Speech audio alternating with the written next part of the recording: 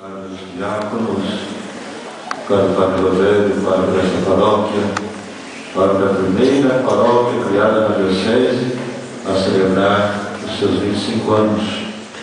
Você teve a missão de realizar a preparação próxima e a celebração do jubileu. O Padre Geraldinho trabalhou para a preparação remota e hoje nos alegra conosco e agradece a Deus pelos 25 anos desta querida comunidade paroquial.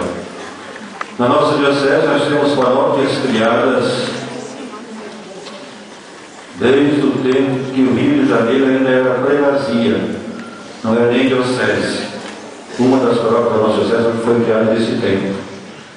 Depois outra criada quando o Rio de Janeiro já era diocese. Tudo isso aqui pertencia a este enorme território. Depois outras criadas pela Diocese de São Paulo. E a partir de 1908, então as paróquias foram criadas pela Diocese de Taubaté. E a partir de 85, essa é a primeira a ser criada hoje. Então louvamos a Deus pelos seus 25 anos de existência e de caminhada.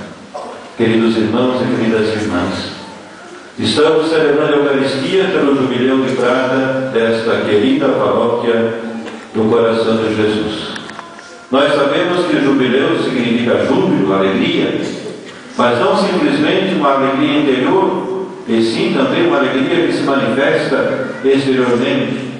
Basta a gente lembrar as alegrias vividas ao longo destes dias, a festa do padroeiro, dentro das comemorações dos 25 anos da paróquia. O ano sacerdotal com o coração de Jesus, proclamamos o tempo de graça em nossa paróquia. O Senhor fez grandes coisas em nosso favor. Com certeza, o jubileu é tempo rico de graças, de reflexão, de revigoramento espiritual, para que cada fiel possa avançar para águas mais profundas na vivência da fé, da esperança, da caridade e no compromisso missionário, no compromisso pastoral e eclesial.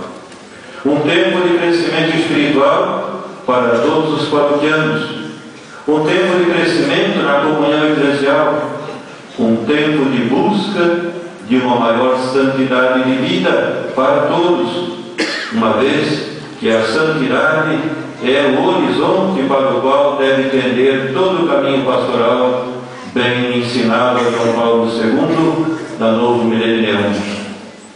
No encerramento do ano sacerdotal, o Santo Padre dizia: deixamos-nos guiar pelo Curadas para voltarmos a compreender a grandeza e a beleza do ministério sacerdotal. O sacerdote não é simplesmente o detentor de um ofício, como aqueles que toda a sociedade tem necessidade para nela se realizarem certas funções. É que o sacerdote faz algo que nenhum ser humano por si mesmo pode fazer. Pronuncia em nome de Cristo a palavra da absolvição dos nossos pecados e assim, a partir de Deus, muda a situação da nossa vida. Pronuncia sobre as ofertas do pão e do vinho as palavras de agradecimento de Cristo, que são palavras de transubstanciação, palavras que o tornam presente a Ele mesmo, o ressuscitado, o seu corpo e o seu sangue, e assim transformam os elementos do mundo. Palavras, portanto, que abrem de par em par o mundo para Deus e une esse mesmo mundo a Deus. Por conseguinte, o sacerdócio não é simplesmente ofício, mas sacramento. Deus serve-se de um pobre homem a fim de, através dele, estar presente para os homens e agir em seu favor. Esta audácia de Deus, que a si mesmo se confia a seres humanos, que apesar de conhecer as nossas fraquezas, considera os homens capazes de agir e de estar presente em seu nome, essa audácia de Deus é o que de verdadeiramente grande se esconde na palavra sacerdócio.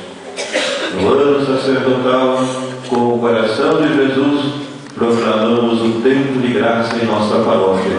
O Senhor fez grandes coisas em nosso favor. De fato, o Senhor fez grandes coisas em nosso favor.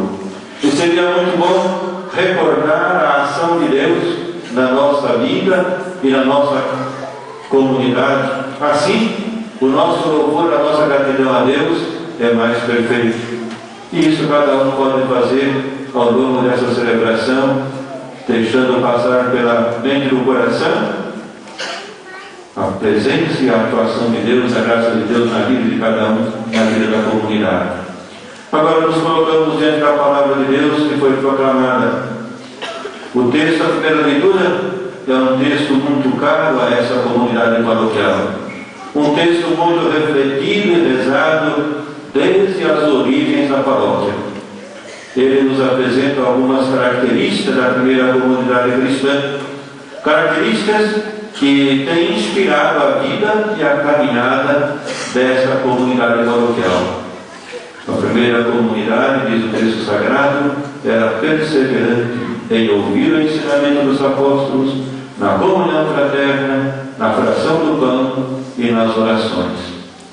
O ensinamento dos apóstolos não é uma mera repetição das palavras de Jesus, mas uma reflexão a partir da vida e obras de Jesus, que se adapta às diversas circunstâncias e ao público a que se dirige. Para perseverarmos no ensinamento dos apóstolos, precisamos voltar-nos para as fontes, para as palavras do Novo Testamento, sem cair numa mera repetição, mas acolhendo o seu dinamismo. A primeira comunidade perseverava na comunhão fraterna. A palavra comunhão, nos Atos dos Apóstolos, é usada antes de tudo para indicar a comunhão dos fiéis com Cristo. A comunhão dos cristãos com Cristo gera a comunhão entre eles, a comunhão fraterna.